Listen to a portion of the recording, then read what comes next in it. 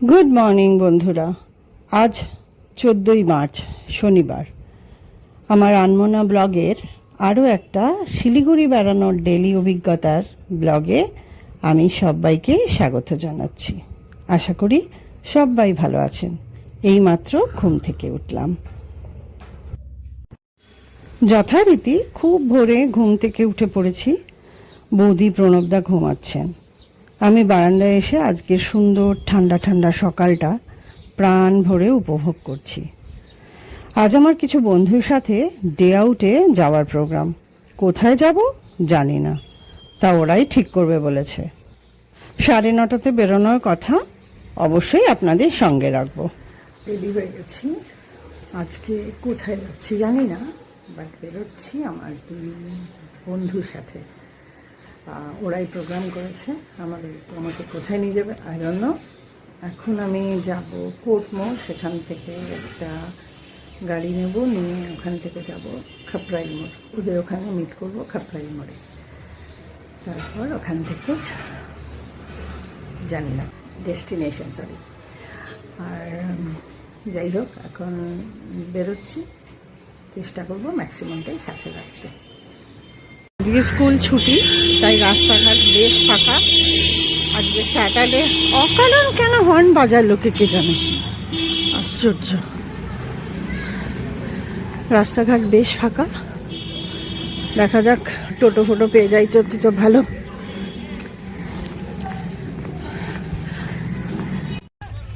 টোটো করে কোর্ট মোড়ে এসে উঠেছি ম্যাজিক ট্যাক্সিতে। শান্তনু ফোন করে বলল খাপড়াইলের আগের স্টপেজ ইন্ডিয়ান অয়েলের মোড়ে নামতে। ও আর ওর 3 জন বন্ধু ওখানেই গাড়ি নিয়ে ওয়েট করছে। আগেই বলেছি শিলিগুড়ির ঘুম ভাঙে একটু দেরিতে। আমি যখন বেরোলাম দেখলাম শহর আস্তে আস্তে কর্মব্যস্ততায় ফিরছে। আরে বাস, আজকে তো দেখি মহানন্দা ব্রিজ বেশ ফাঁকা। এটা খুবই আনইউজুয়াল। পুরনো হিলকার রোড, যেটা দার্জিলিংয়ের দিকে যাচ্ছে, সেই জায়গাটাতে অসম্ভব জ্যামে পড়লাম। কারণ যথারীতি হাইওয়ের উপরে, পূর্ণিয়া হাইওয়ে সম্ভবত, এটার উপরে ফ্লাইওভার হচ্ছে, অতএব প্রচণ্ড জ্যাম।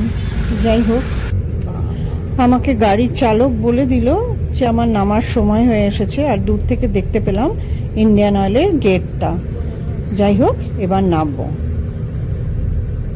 বন্ধুরা অপেক্ষা করছিল, গাড়িতে উঠে বসলাম। আর শান্তনুই ড্রাইভ করছিল। যাই হোক, আমার যাত্রা শুরু হলো। জানলাম চলেছি মিরিক। আপনারা নিশ্চয়ই সবাই জানেন দার্জিলিং জেলার একটা সুন্দর পাহাড়ি শহর এই মিরিক, যার মধ্যে একটা লেক আছে। হাইট অলমোস্ট 4,500 ফিট, প্রায় কার্শিয়াংয়ের সমান। এই রাস্তাটা কিন্তু নতুন। আমি যখন কার্শিয়াংয়ে থাকতাম তখন এই রাস্তা তৈরি হয়নি। দুপাশে চা বাগান চোখে পড়ল। ডান দিকের রাস্তাটা চলে গেছে শুকনা মোড়ের দিকে, যেটা ওল্ড হিলকার্ট রোডের সাথে মিশছে। এখন যে রাস্তাটা দিয়ে যাচ্ছি এটা আমার চেনা, কারণ এই রাস্তা দিয়ে গিয়েই আমরা কার্শিয়াং যেতাম পাংখাবাড়ি রোড হয়ে। এই বাগানটাতে আমরা রামধনু দেখেছিলাম একদম কাছ থেকে। হ্যাঁ, তখন খুব হতো এটা। হ্যাঁ, বৃষ্টি থাকে তো, বৃষ্টির মধ্যে দারুণ সুন্দর রামধনু দেখে মনে হচ্ছিল গিয়ে ছোঁয়া যাবে, এত সুন্দর। মজা লাগছে। প্রথম আমি এসে থেকে চারিদিকে তাকাচ্ছি, কোথাও পাহাড় নেই। এই প্রথম পাহাড় দেখতে পাচ্ছি।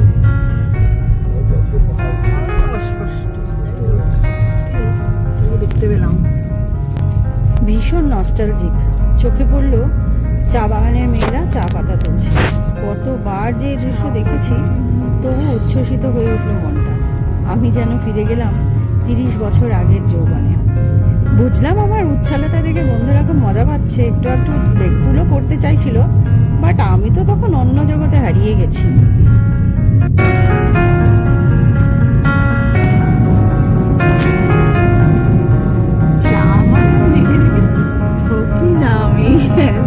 ভালো লাগে।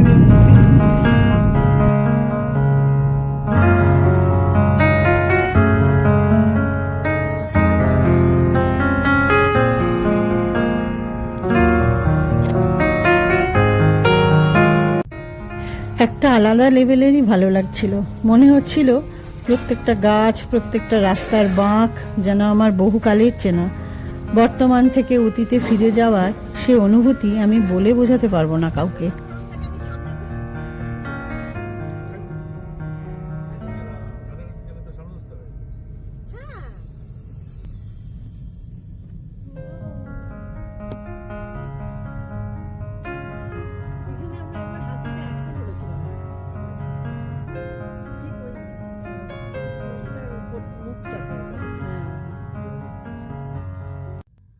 ডান দিকে পাংখাবাড়ির রাস্তাকে ছেড়ে আমরা বাঁদিকে দুধিয়ার পথ ধরলাম। কতবার যে এসেছি এই পথে, কত বন্ধু, কত পরিজনকে নিয়ে, যারাই কার্শিয়াঙে আমার বাড়িতে বেড়াতে আসতেন সেই সময় তাদের দেখানোর জায়গা ছিল এই মিরিক। কত স্মৃতি, কত ঘটনা, কত অভিজ্ঞতা ভিড় করে আসছে আজ এই পথে যেতে যেতে। গতকাল আমার কার্শিয়াং যাওয়া হলো না, দুঃখ হচ্ছিল ঠিকই, বাট আজ স্মৃতি রোমন্থনের সেই আনন্দ বুক ভরে নিতে পারছি।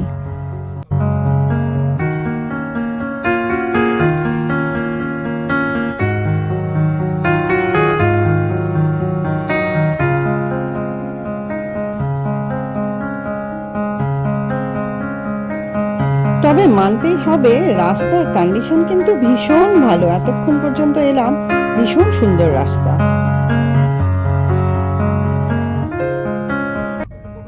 বাম দিকে গাছের ফাঁক দিয়ে চোখে পড়লো বালাসান নদী। এই সেই দুধিয়া বালাসান নদী, যেদিন আমি নকশালবাড়ি যাচ্ছিলাম সেই বালাসান নদী, যে নদীটা আমার বাড়ির কার্শিয়াং বাড়ির পেছন থেকে দেখা যেত, সেই বালাসান নদী আমি আজকে এখন পেরোবো।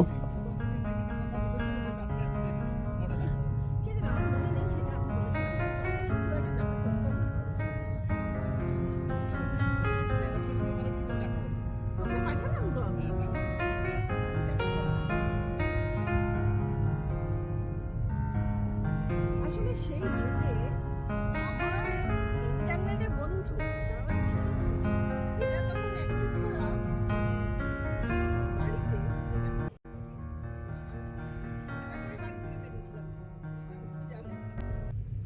এটা দুধিয়া। দুধিয়াতে আমরা একটু দাঁড়ালাম। দুধিয়াটা আগে একসময় কয়েকটা কুড়ে ঘর ছাড়া আর কিচ্ছু ছিল না। আমি তো দেখেই অবাক হয়ে যাচ্ছি। দুধিয়াটার এখন কি অবস্থা, বাবা কি বিশাল, কি মজা লাগছে আমার পাহাড় দেখে। 2025 সালে প্রবল বৃষ্টিতে এবং ভূমিধসের কারণে বালাসন নদীর উপরের এই দুধিয়া ব্রিজটা ভেঙে যায়, যার ফলে কিছুদিন শিলিগুড়ি মিরিক রুটে যোগাযোগ বন্ধ ছিল। কিন্তু 7 দিনের মধ্যেই মিলিটারি তৎপরতায় একটা টেম্পোরারি ব্রিজ বানানো হয়েছে এবং আরেকটা ভালো ব্রিজ বানানোর কাজ চলছে, এটা আমি শান্তনুর কাছ থেকে জানতে পারলাম। রাস্তাটা অত্যন্তই খারাপ, কিন্তু এই রাস্তাটা দিয়েই আমরা ওই ব্রিজটার উপর দিয়ে যাব, মানে টেম্পোরারি ব্রিজটার উপর দিয়ে। এই যে ব্রিজটা দেখেছি, দুধিয়া বালাসান পিকনিক, হ্যাঁ এই ব্রিজটাই তো ভেঙে গেছে। কতবার গেছি ব্রিজটাতে।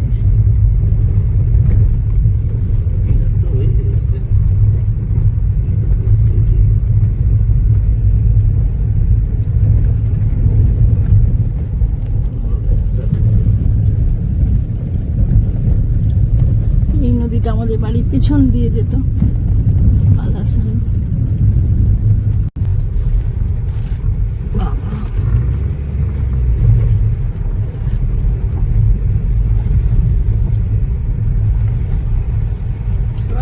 বুদ্ধি নাই নাকি আপ গাড়ি দিয়ে ঘেসে আসছে। এই বিল্ডিংটা বহু পুরনো। এটা হচ্ছে তোমার বলে নামটা যেন ছিল গোকুল। গোকুল আমরা বাচ্চাদের আমাদের। শুরু হলো মিরিকের রাস্তায় পাহাড়ে ওঠা। একটু একটু করে বদলাতে থাকলো আশপাশের সিনারি। আঁকাবাঁকা পথ বেয়ে আমাদের গাড়ি এগিয়ে চললো মিরিকের দিকে।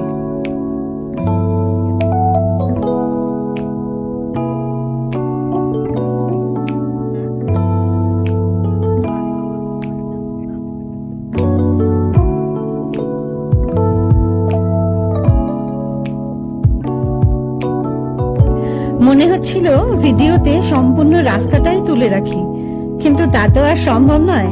তাই দু চোখ ভরে দেখতে দেখতে এগিয়ে চললাম, আর যতটুকু পারলাম আপনাদের জন্য সংগ্রহ করে নিলাম। কত যে বৈচিত্র্য এই পাহাড়ি দৃশ্যে। খেয়াল করলাম এখন রাস্তা কিন্তু খুব সুন্দর হয়ে গেছে। আগে এত মসৃণ রাস্তা ছিল না, এখন রাস্তার অনেকটাই উন্নতি হয়েছে।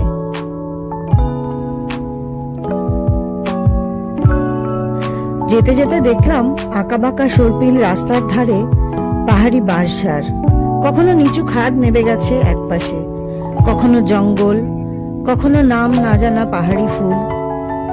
শান্তনু কিন্তু গাড়িটা খুব স্টেডি চালাচ্ছিল। বুঝলাম পাহাড়ি রাস্তায় গিয়ে গিয়ে বেশ হাত পাকিয়েছে।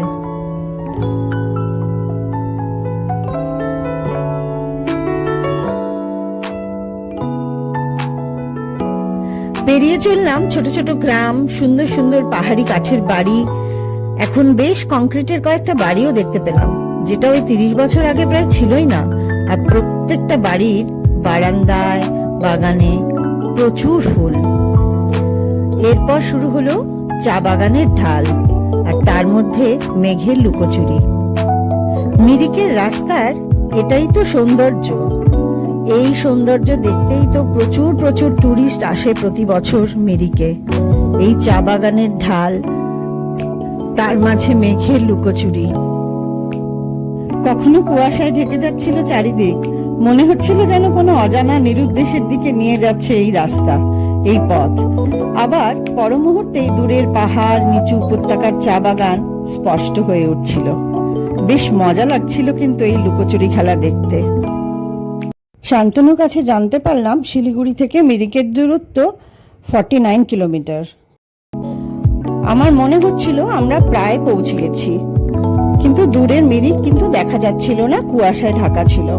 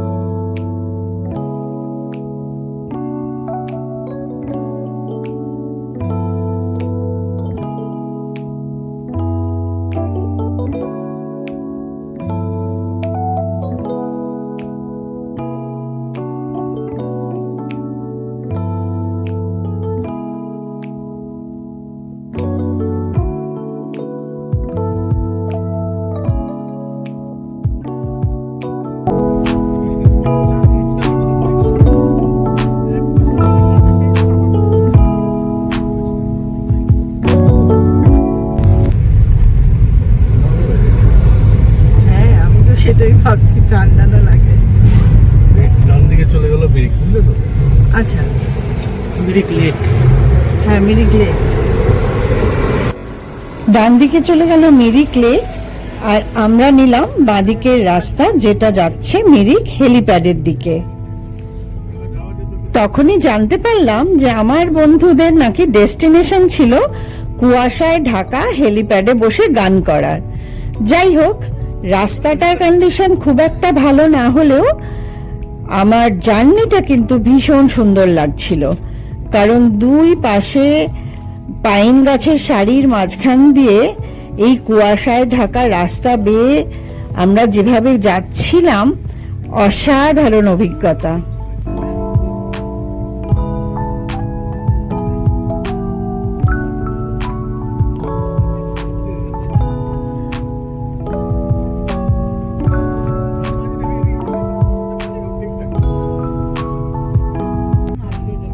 অবশেষে পৌঁছালাম সম্পূর্ণ কুয়াশায় ঢাকা হেলিপ্যাডে। কিছুই দেখা যাচ্ছে না, কিছুই ছবি আমি বুঝতে পারলাম না কোন ছবি তুলবো আর এটা শেষ কোথায়।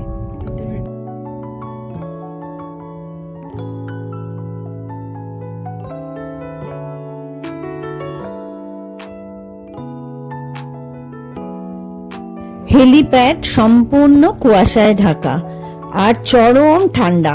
আমি পরে গেছি কটন একটা জ্যাকেট, নিজের উপরই ভীষণ রাগ হচ্ছিল কেন আমি মোটা হুডিটা আনলাম না, ভীষণ বিরক্ত লাগছিল তখন। আর শান্তনু নিয়ে গেছিল সাউন্ড সিস্টেম, যেখানে কারাওকে দিয়ে ও গান করছিল। গান তো দিতে পারবো না, ওরা প্রত্যেকেই খুব ভালো গান করে, কিন্তু গান তো দেওয়া যাবে না কপিরাইটের ঝামেলায়। হেলিপ্যাডে ছিল দুটি ছোট ছোট নেপালি দিদির হোটেল মতো, মানে ওরা বাড়ি থেকে রান্না করে মোমো টোমো বানিয়ে নিয়ে এসেছিল। তো সেখানে আমরা মোমো অর্ডার করলাম আর নিলাম কফি, যদিও কফিটা একদমই ভালো ছিল না। যাই হোক, কফি খেয়ে একটু গা গরম করে আশপাশের ছবি তুলতে গিয়ে যখন আসলাম, দেখলাম কিছুই দেখা যাচ্ছে না। কিসের যে ছবি তুলবো, একটু পরে একটু একটু ক্লিয়ার হলো, একটু রোদ উঠলো।